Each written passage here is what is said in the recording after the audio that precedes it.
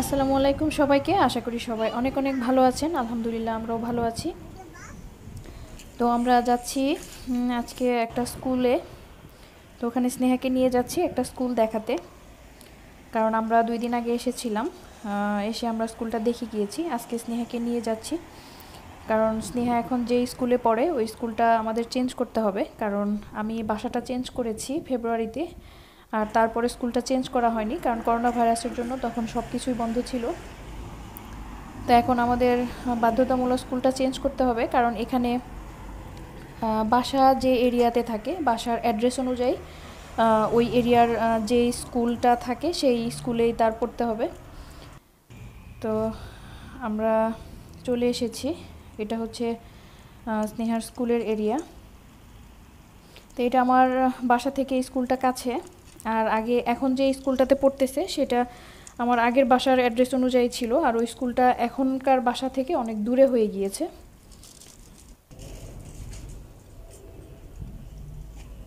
তো এই তো এটা হচ্ছে স্নেহার নতুন স্কুল।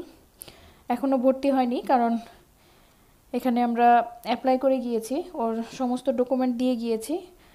কারণ এখানে আগে থেকে ডকুমেন্ট দিতে হয়, তারপর হচ্ছে যখন প্লেস পাবে তখন ওরা আমাদের মেল পাঠাবে অথবা কল দিয়ে জানাবে।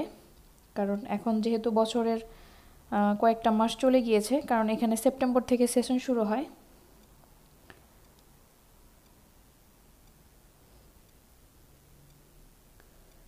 তো এই তো এই স্কুলটা পড়েছে একটু ফাঁকা জায়গার মধ্যে।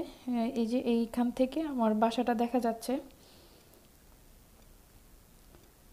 তো স্নেহাকে স্কুলের চতুর্পাশটা দেখালাম। আসলে এখন ছুটি হয়ে গিয়েছে, আমরা স্কুল ছুটির পরে এসেছি। আসলে স্নেহার স্কুলটা চেঞ্জ করতে ভালো লাগছে না, কারণ এখন স্নেহা যে স্কুলটাতে পড়ে ওটাতে প্রায় 2 বছরের বেশি হয়ে গিয়েছে। এই জন্য খুবই খারাপ লাগছে ওর স্কুল চেঞ্জ করতে। আর আমাদেরও খারাপ লাগছে, কারণ একটা জায়গায় থাকলে ওখানে একটা ফ্রেন্ড সার্কেল গড়ে ওঠে, আর টিচারদের সাথে অন্যরকম একটা আন্ডারস্ট্যান্ডিং হয়। আসলে সব কিছু মিলিয়ে তারপরেও কিছু করার নেই, চেঞ্জ করতেই হবে। আর আমরা বাসায় চলে এসেছি। এদিকে সায়ান গাড়ি দিয়ে খেলা করতেছে, তো আমিও রান্না করব।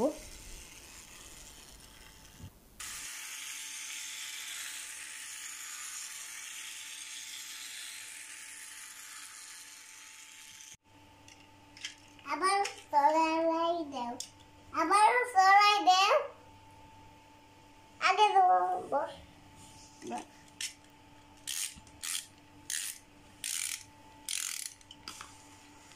গ্রিন কালার, গ্রিন কালার গাড়ি চলামো। সুতোটা গ্রিন কালার হাতে। তো আমিও কিচেনে চলে এসেছি, কারণ আজকে রান্না করা হয়নি দুপুরে। তো বাইরে থেকে এসে রান্না চাপিয়ে দিয়েছি। তো একটা সবজি রান্না করছি, আর হচ্ছে গরুর মাংস, আর একটু রোস্ট করব বাচ্চাদের জন্য, কারণ ওরা দুইজনই রোস্ট খেতে পছন্দ করে। আর একটু যখন করি তখন একটু বেশি করে করে রাখি।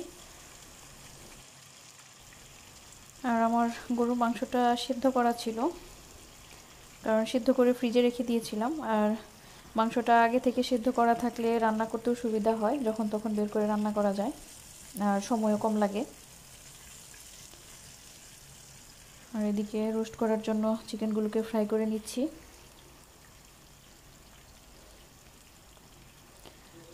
আসলে আগে যখন আমি গরুর মাংস রান্না করতাম তখন সরাসরি রান্না করতাম, কিন্তু আমার আম্মাকে দেখেছি সবসময় মাংস সিদ্ধ করে রাখতে। তারপর যখন দেখি যে গেস্ট এসেছে বা নিজেদের জন্য মন চাইলেই যে কোনো সময় বের করে রান্না করা যায়, কারণ গরুর মাংসটা রান্না হতে একটু সময় বেশি লাগে। তার এদিকে আমার রোস্টটা হয়ে গিয়েছে।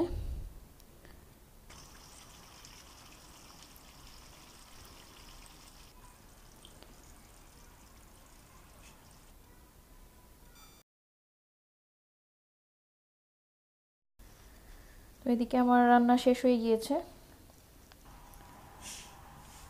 আর অন্যদিকে চুলায় আমি পোলাওটা বসিয়ে দিয়েছিলাম।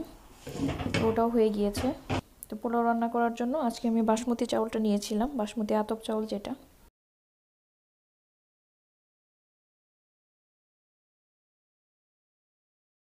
আবার বলো আবার। তো এদিকে সায়ান চকলেট খাচ্ছে। তো আপনাদের সাথে আজকে ছোট্ট একটা ব্লগ শেয়ার করলাম, আশা করি আপনাদের ভালো লেগেছে। আর যদি ভালো লাগে তাহলে অবশ্যই আমার চ্যানেলটিকে সাবস্ক্রাইব করতে ভুলবেন না, আর পাশাপাশি একটা লাইক দিয়ে দিবেন। তো আজকের মতো এখানেই বিদায় নিচ্ছি, আবার আসবো নেক্সট কোনো ভিডিও নিয়ে। সে পর্যন্ত সবাই ভালো থাকবেন। আল্লাহ হাফেজ।